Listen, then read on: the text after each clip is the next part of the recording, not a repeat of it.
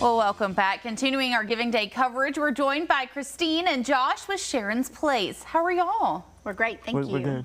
Good. So first off, just tell the viewers, what is Sharon's Place? Well, Sharon's Place is a ministry that supports adults with special needs based in Van Zandt County, and we support our county as well as people from surrounding counties as well. Yes. And so what is the need currently that Sharon's Place has?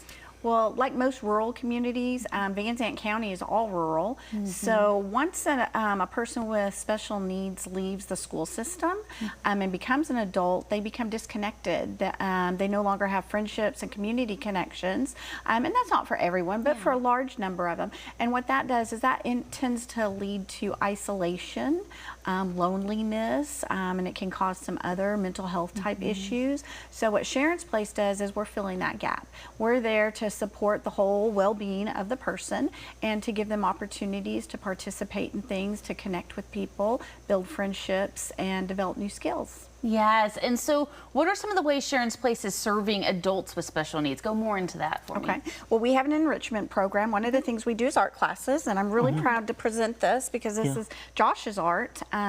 We offer all types of classes, art being one. And this one, they participated. They created paintings, and we submitted them all to the Van Zandt County art competition. And Josh was one of 3 of ours that won a ribbon. So that's just one way. But we also participate in things. We have programs for well-being, life skills, and we're not just there for classes. We're there for their journey in life. We also walk alongside the families and the parents. There's a lot of family type issues or life issues that they encounter just like everybody, and we're there to help support them through that as well. Yeah. So Josh, you did an amazing job here with this. Yeah.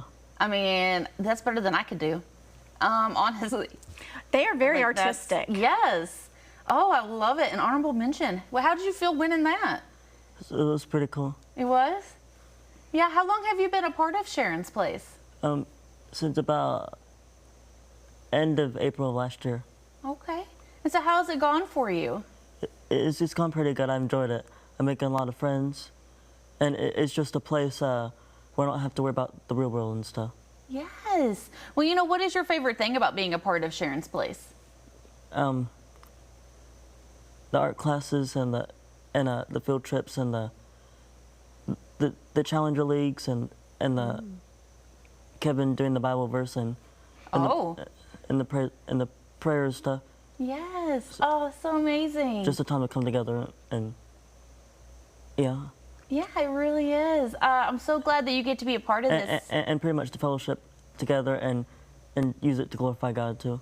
Yes. Oh, such a great thing. I love that. So how can East Texas Giving Day donors specifically help Sharon's Place? Well, when you partner with Sharon's Place, whether you're donating your time, your talent, or your treasury, you're helping us offer these enrichment programs for them.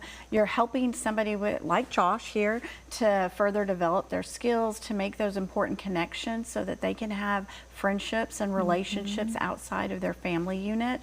You're also building something for the future, because our long-term goal today, we're only offering things on a weekly basis, but our long-term goal is to build a facility where we can offer something for them on a daily basis. Oh, how amazing. Well, what do you know, or how do you know that Sharon's Place is making a difference? Well, I think a lot of it is the connections that we see. They're building friendships and relationships that extend beyond when they're at our place having an activity. And this isn't just the friends, as we affectionately call them, but it's also their parents and their caregivers. Also, a quick story of some of the things that we do is we help them, just as I mentioned a minute ago, through life. And last year we took 14 of them to church camp, and one young man wanted to go to camp, but he had some special needs that he had to work on.